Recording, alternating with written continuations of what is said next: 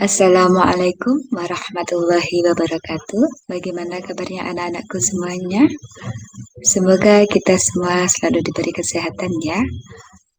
Pada pertemuan kita kali ini, kita akan belajar tentang kurban.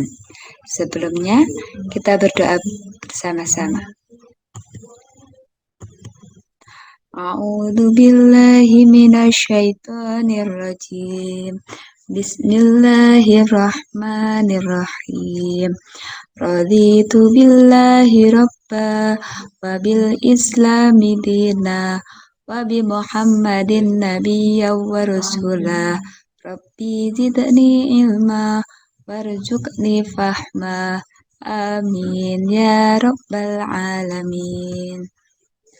Oke anak-anak, pada pertemuan kita kali ini kita akan belajar tentang kurban. Tapi sebelumnya ada kompetensi dasar yang akan dicapai pada pembelajaran kita kali ini. Kompetensi dasar yang pertama, menghayati nilai-nilai dari perintah kurban. Yang kedua, menjalankan perilaku peduli dan rela berkorban. Yang ketiga, memahami ketentuan kurban. Dan yang keempat, mengomunikasikan tata cara kurban. Selain itu, ada tujuan pembelajaran. Setelah melalui kegiatan literasi dan mengamati video, peserta didik dapat menganalisis sejarah disyariatkannya kurban dengan baik dan benar, merumuskan pengertian kurban dengan tepat, menyimpulkan dalil atau dasar hukum kurban dengan baik dan benar, menyajikan sejarah disyariatkannya kurban dengan baik dan benar, mengembangkan pengertian kurban dengan tepat, menentukan dalil atau dasar hukum kurban dengan tepat. Nah, selanjutnya anak-anakku, apakah Ananda tahu apa itu kurban? Nah, di sini Bu Guru akan memberikan penjelasan terkait dengan sejarah kurban. Kurban dalam sejarah Islam dimulai pada masa Nabiullah Ibrahim alaihissalam. Mulanya, Nabi Ibrahim bermimpi diperintahkan untuk menyembelih putranya yang bernama Ismail alaihissalam. Pada mimpi pertama, Nabi Ibrahim tidak percaya. Beliau berpikir itu bisikan setan, bukan perintah Allah Subhanahu wa taala. Namun, Nabi Ibrahim yakin kalau mimpinya merupakan wahyu Allah adalah mimpi yang ketiga. Pada suatu hari, Nabi Ibrahim alaihissalam menyembelih kurban fisabilillah berupa 1000 ekor domba, 300 ekor sapi, dan 100 ekor unta. Banyak orang mengaguminya, termasuk para malaikat yang terkagum-kagum atas kurbannya. Kurban sejumlah itu bagiku bukan apa-apa. Demi Allah, seandainya aku memiliki anak laki-laki, pasti akan aku sembelih karena Allah dan aku korbankan kepadanya, kata Nabi Ibrahim alaihissalam. Sebagai ungkapan sebab Sarah istri Nabi Ibrahim belum juga mengandung. Suatu ketika, Sarah menyarankan Ibrahim agar menikahi Hajar, yaitu budaknya yang hitam kelam yang diperolehnya dari Mesir. Ketika berada di daerah Baitul Maqdis, beliau berdoa kepada Allah agar dikaruniai seorang anak. Doa beliau pun dikabulkan oleh Allah. Ada yang mengatakan saat itu usia Ibrahim mencapai 99 tahun. Dan karena demikian lamanya, maka anak itu diberi nama Ismail, yang artinya Allah telah mendengar.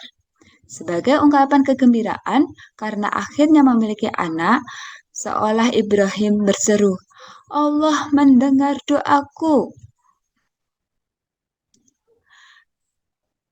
Ketika usia Ismail menginjak 7 tahun, pada malam Tarwiyah atau hari ke-8 di bulan Dzulhijjah, Nabi Ibrahim alaihissalam bermimpi berupa seruan, Hai Ibrahim, penuhilah nazarmu atau janjimu.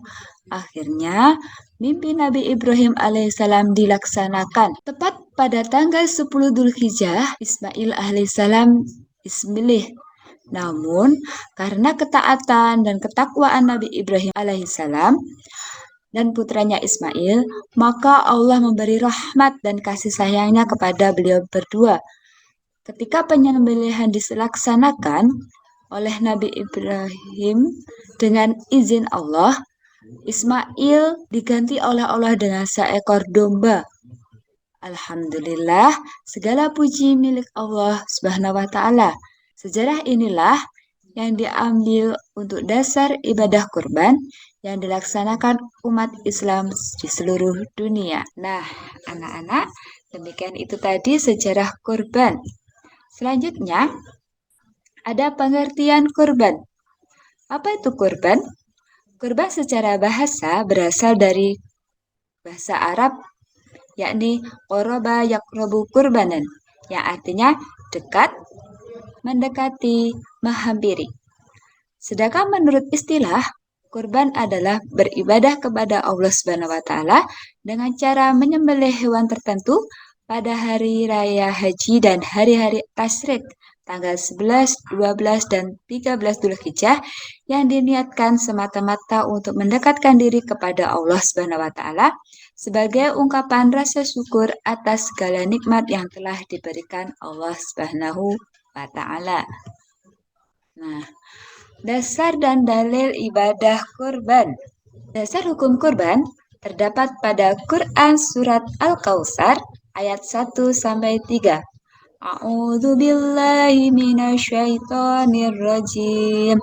Bismillahirrahmanirrahim. Inna a'tainakal kautsar fasholli lirabbika wanhar. Inna syani'aka huwal abtar.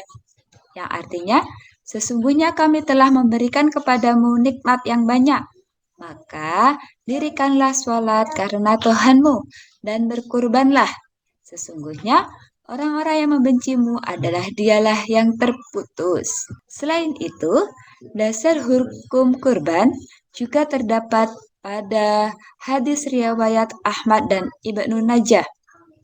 Rasulullah Shallallahu Alaihi Wasallam bersabda, Bismillahirrahmanirrahim.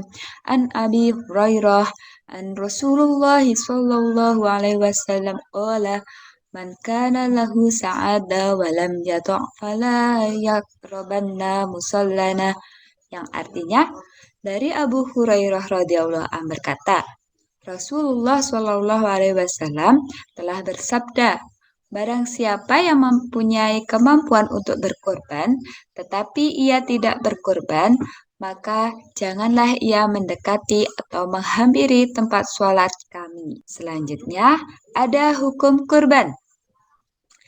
Hukum kurban dibagi menjadi dua. Yang pertama, hukum kurban sunnah mu'akkad.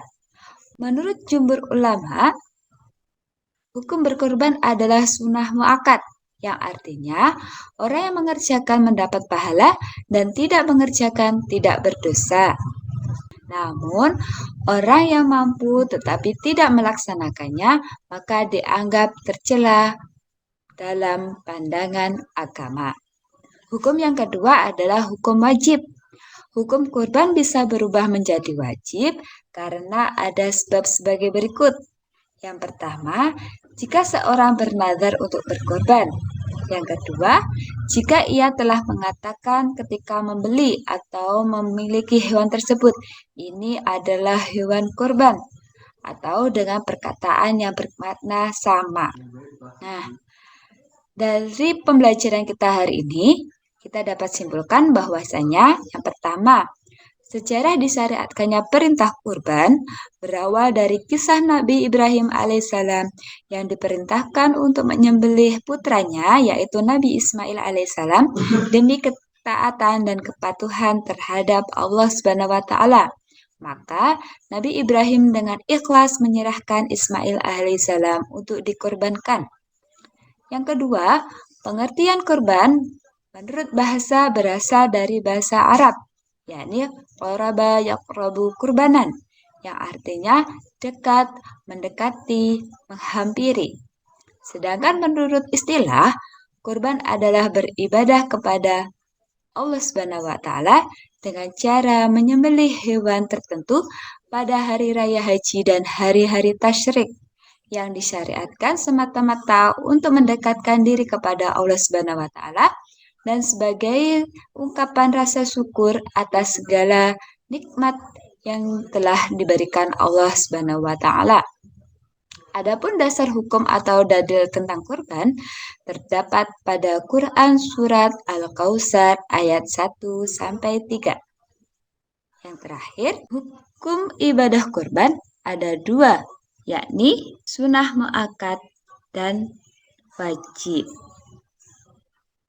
Nah, anak-anak, demikian tadi pembelajaran kita hari ini. Semoga kita dapat melaksanakan perintah kurban di kehidupan sehari-hari.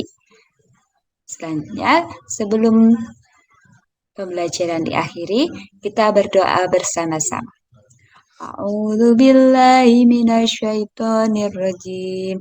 Bismillahirrahmanirrahim.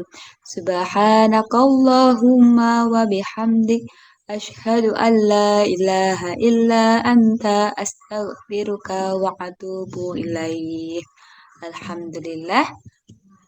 Demikian tadi pembelajaran kita kali ini. Jangan lupa untuk belajar. Semoga bermanfaat. Kemudian akhiri. Wassalamualaikum warahmatullahi wabarakatuh.